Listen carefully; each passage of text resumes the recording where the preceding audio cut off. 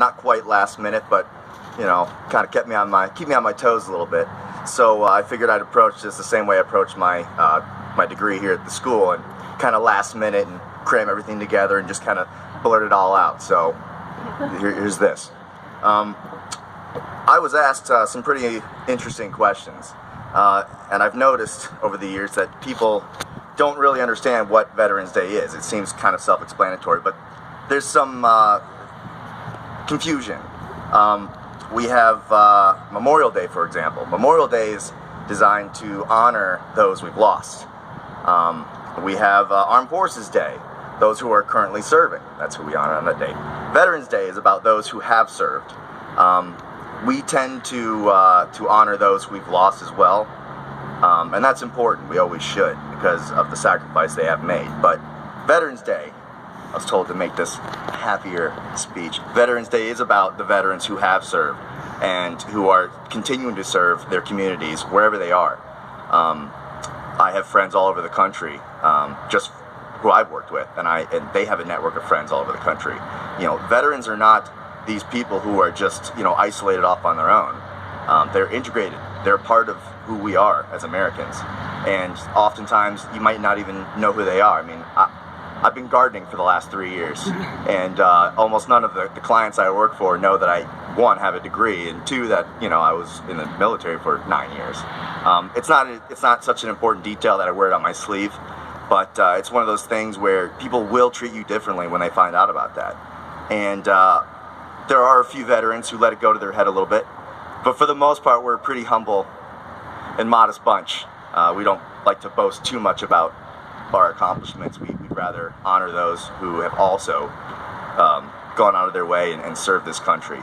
I was asked what it meant to be a veteran, and I had to think about it for a second, because I'd never really thought about that.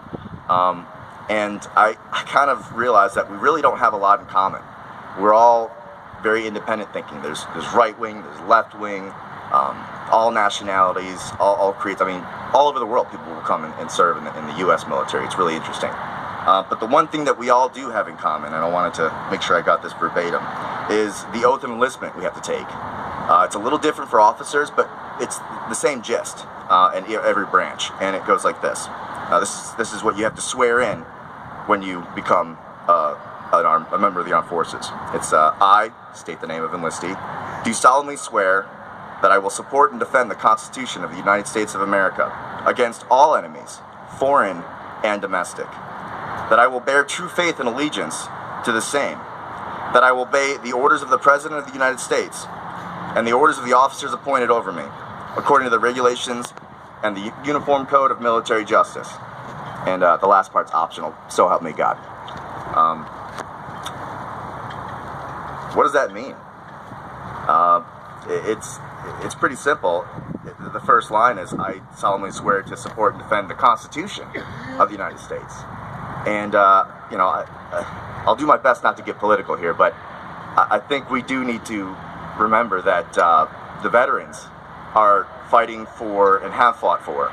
They served, and the armed forces will continue to serve, to defend the rights that we all have, that we've earned through blood and sweat and tears over the generations, and we will continue to do so.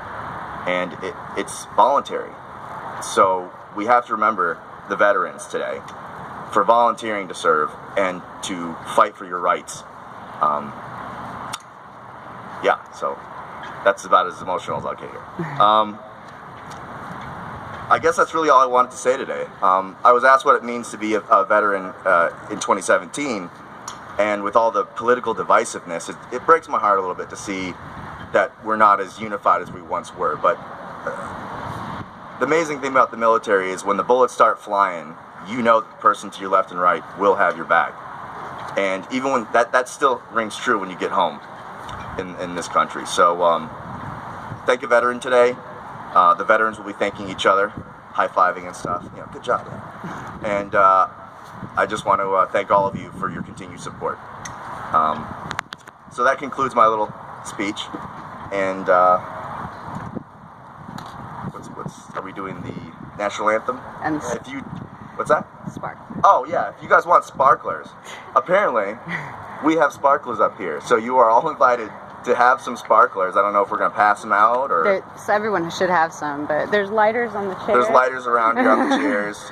They have to be returned. Please don't.